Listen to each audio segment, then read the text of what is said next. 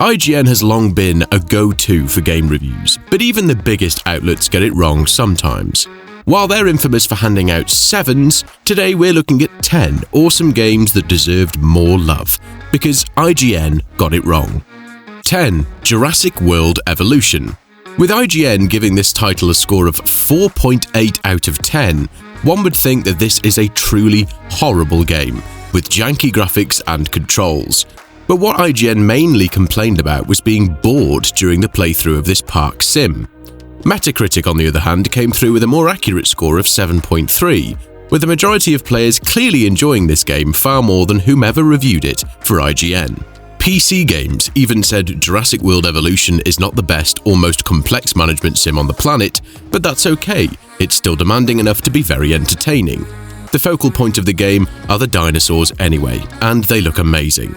At its core, Jurassic World Evolution is a park sim game, where players get to create a theme park and build research facilities and make sure that the dinosaurs don't escape their enclosures, which, spoiler alert, they will. It's a fun game, especially if you're a fan of the genre. 9. Alone in the Dark. Alone in the Dark is yet another title which, when compared to well-known games such as Resident Evil or Alan Wake, will seem plain and boring. Unfortunately, that's what IGN did, that landed this title with the unfair score of 6. But when you look at it on its own, it's an interesting survival horror which, after chasing fads and trends for years, has finally returned to its original form and roots. Sure, it's not fast-paced and maybe the narrative could have been improved, but it is atmospheric. Not only is it a solid game on its own merits, but it's one of the best representations of Lovecraftian horror. At the end of the day, Alone in the Dark is an enjoyable retelling of a horror classic that aimed high and only partially stuck the landing with its story. However, it's still a fun experience for those looking for a non-action survival horror game, and is a nice alternative to the action-packed, over-the-shoulder titles of the last few years. 8. Lollipop Chainsaw. With a mediocre score of 5 out of 10 from IGN, one would think that Lollipop Chainsaw really is a crappy little zombie game. Lollipop Chainsaw was made to be over-the-top, cheesy, and ridiculous. From the bright, colourful visuals to the ridiculous boss fights, this title never takes itself too seriously, and that's why it works. The combat is simple and pretty much straightforward, and you get to unlock new moves and combos as you progress through the game. But what really sells the game is the humour. Lollipop Chainsaw is full of goofy dialogue, bizarre characters, and really funny moments. IGN criticised the game for not having a deep enough gameplay or story, but that really is not the point of this title. This is meant to be just for fun.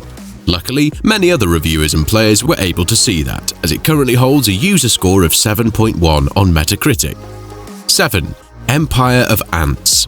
Such a chill and cozy third-person strategy game, and yet IGN rated Empire of Ants' single-player campaign a 3 out of 10. Yet another game that they completely missed the point of.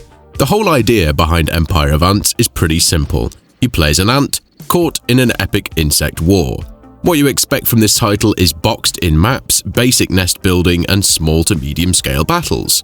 Of course, it's gorgeous and perhaps one of the most visually stunning games you'll play, but there's a simple charm to its gameplay and overall world building that deserves to be experienced by as wide an audience as possible.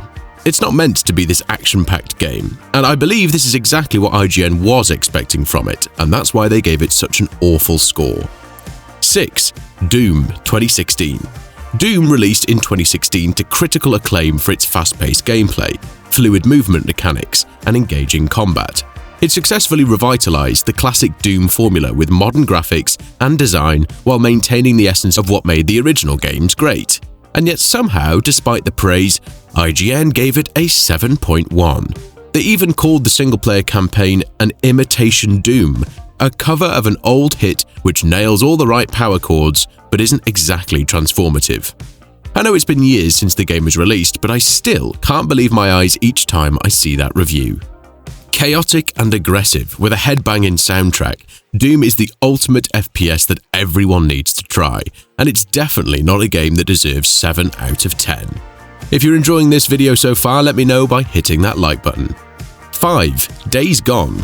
What I still have trouble believing to this day is that Days Gone got only a 6.5 out of 10 from IGN.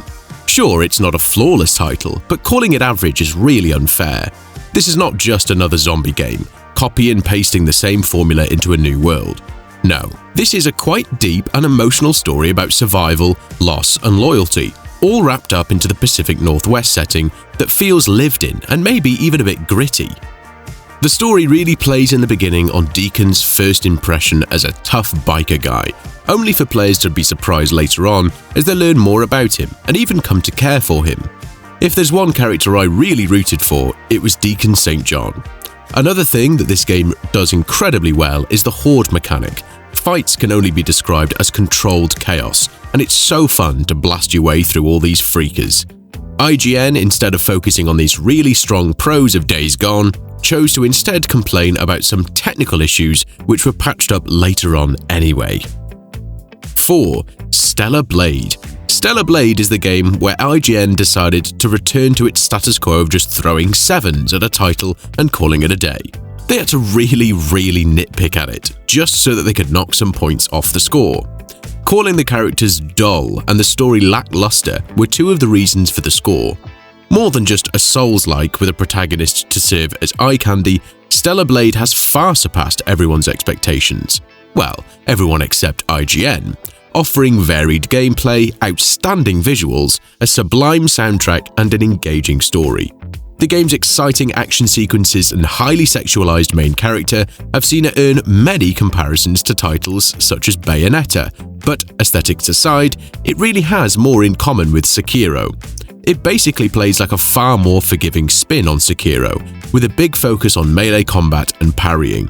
The game also offers its players a windy narrative that, while predictable, has some introspective moments alongside the kind of high-octane action you might see in something like Naughty Dog's Uncharted. 3. Alien Isolation.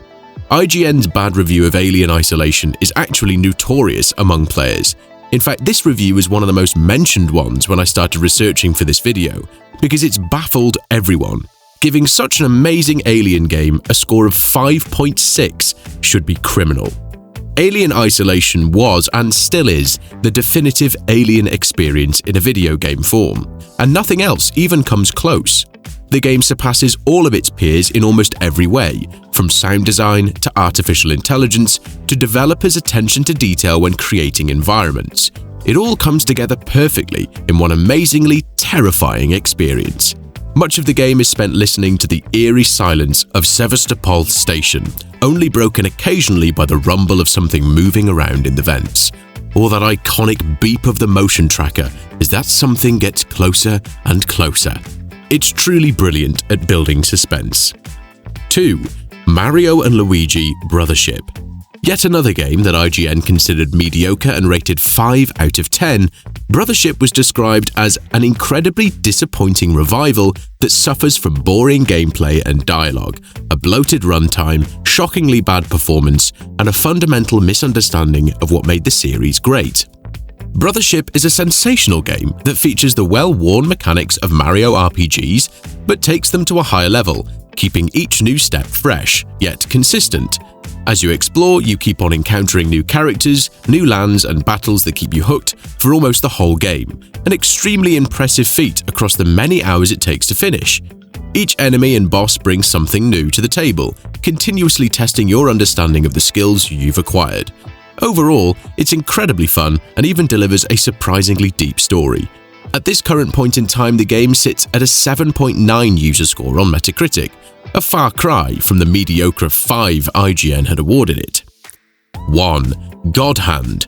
God Hand received an IGN score of 3 out of 10, with the reviewer calling it a boring, annoying, and frustrating game.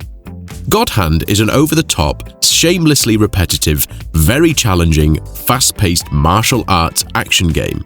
This isn't a title for people who've come to expect action games to try and do a lot of different things all at once, but rather it's for those who can appreciate when a game does one good thing really well. And look, there's more to God Hand than just level after level of kicking bad guys into the stratosphere, so it doesn't have to be repetitive if you don't want it to. In between levels, you can hit a casino featuring slot machines, blackjack, and video poker in case you'd care to earn more cash without fighting for it. There's also an optional fighting arena that lets you take on dozens of different challenging battles against different combinations of foes. God Hand really is as good as you make it, provided you choose to have fun rather than nitpick like IGN did.